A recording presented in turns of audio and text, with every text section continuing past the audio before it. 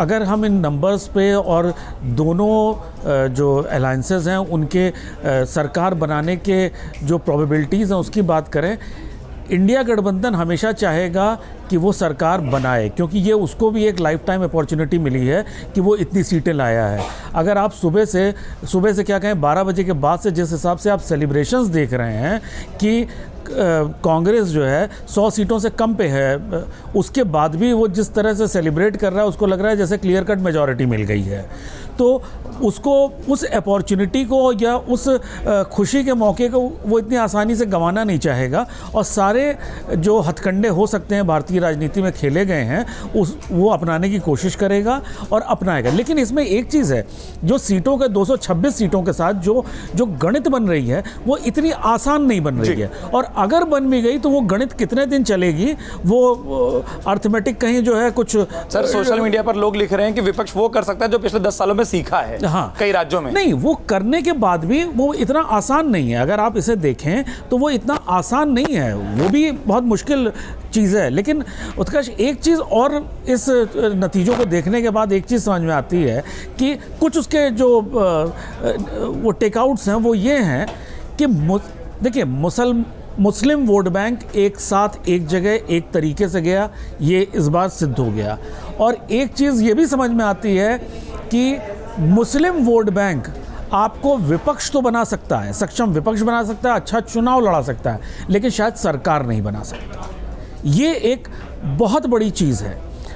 ठीक है, एक चीज़ उसके साथ है कि मुस्लिम तुष्टीकरण जहां एक तरफ हो रहा है, तो रिवर्स पोलराइजेशन जो बीजेपी ने करने की कोशिश करी, जिस तरह से करी, वो शायद इतनी सक्सेसफुली कर नहीं पाया जो वो पहले के चुनावों में कर पाया। जो पिछले दिनों इसकी ज़रूरत नहीं थी, भाजपा को इस चीज़ की ज़रूरत नहीं थी कि जो दूसरी पार्टियों के टेंटेड नेता, उनके जो हाशिए पे हो चुके नेताओं को अपनी पार्टी में लाने की, इस टाइप से तोड़फोड़ करवाने की। तोड़फोड़ हुई या करवाई वो एक अलग मुद्दा है, लेकिन जो तोड़फोड़ के बाद आप अपनी तरफ लाए, तो उससे जो आपकी पोजीशनिंग हुई वो ये हुई कि हमें जो एक्चुअल कार्यकर्ता है, जिसने एक्चुअली पार्टी को खड़ा किया है पिछले 20-25 सालों में, उसकी आवश्यकता नहीं है। जो बाहर से आदमी आता है वो एकदम से टॉप पे आके बैठ जाता है, जो ये कांग्रेस का कल्चर था। लेकिन कांग्रेस के कल्चर में इससे पार्टी को बहुत ज़्यादा कभी नुकसान ऐसा नहीं हुआ कि उनका संगठन वीक हुआ हो जी, लेकिन क्योंकि संगठन शायद था ही नहीं, वहां पे भी ऊपर से ही जो होता था वही होता था।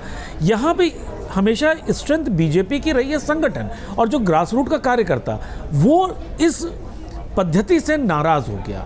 और इसके साथ ही एक जो मैं हार तो इसे नहीं कहूँगा, लेकिन जो कमी आई है, जो जीत के या अपेक्षाओं के हिसाब से जो कमी आई है, उसका जो सबसे बड़ा कारण रहा है, विपक्ष अपने वोटर को संगठित रख पाया। उनका वोटर कौन है? अपने मुस्लिम मतदाता को उन्होंने संगठित रखा। नंबर 2, उनको घरों से निकाला, चाहे डरा के निकाला या उनको बहला के निकाला, उनको घरों से निकाला। उसके विपरीत भाजपा ने अपने वोटर्स को वो घरों से निकाल नहीं पाई। पर सर भय तो उधर से भी दिखाया गया था ना, कई सारे भाषणों का अगर मैं दोबारा जिक्र करूं। नहीं, डराया वो बताया गया था, लेकिन साथ ये नहीं बताया गया था कि 240 सीटें भी आ सकती हैं। उनको ये लग रहा था कि 400 सीटें हैं। वो उनको दोबारा से वो इंडिया शाइनिंग दिख रहा था, उन्हें याद नहीं था इंडिया शाइनिंग, लेकिन उनको लग रहा था 400 तो आ जाएंगी। उनको ये नहीं पता था कि मतदान ना होने का नतीजा ये निकलने वाला है। लोगों ने लॉन्ग वीकेंड को एंजॉय करना ज़्यादा समझा। जो अर्बन मिडिल क्लास है, जहाँ पे जो छुट्टी मनाने की मानसिकता है, urban middle class mostly BJP का वोटर है, वो छुट्टियाँ मनाने चला गया, वो पहाड़ पे चला गया, उसने वोट नहीं डाला। उसका फ़ायदा इंडिया गठबंधन को मिला। इसके बाद जो सबसे बड़ी चीज़ आई कि जो बड़े दुर्भाग्यपूर्ण है कि जो आज का मतदाता है वो महिला सुरक्षा, भ्रष्टाचार और लॉ एंड ऑर्डर को लेके कितना उदासीन है। जहां पे जिस प्रदेश में संदेश खाली हुआ, उसी प्रदेश में मतदाताओं ने उस पार्टी जिसके ऊपर जो है सवालिया निशान है, उसी पार्टी को मैसिव विक्ट्री दिला दी। उत्तर प्रदेश में लॉ एंड ऑर्डर की सिचुएशन ये थी कि आप एक ज़माने में पूरा जंगल राज कहा जाता था, वहाँ पे उसी पार्टी को मैसिव सीट दिलाई। आरजेडी लड़ाई में फिर वापस है, जिसने एक भ्रष्टाचार और गुंडा राज का जो प्रतीक रहा है वो लड़ाई में फिर वापस आ गई है जी। तो ये उदासीनता जो है, वोटर की उदासीनता इन सब मामलों को, वो बहुत बड़ा दुर्भाग्य है। और इससे एक और जो टेक अवे है वो ये है कि नेहरू गांधी फैमिली अगर आपको जिता नहीं सकती है तो कम से कम लड़वा सकती है चुनाव।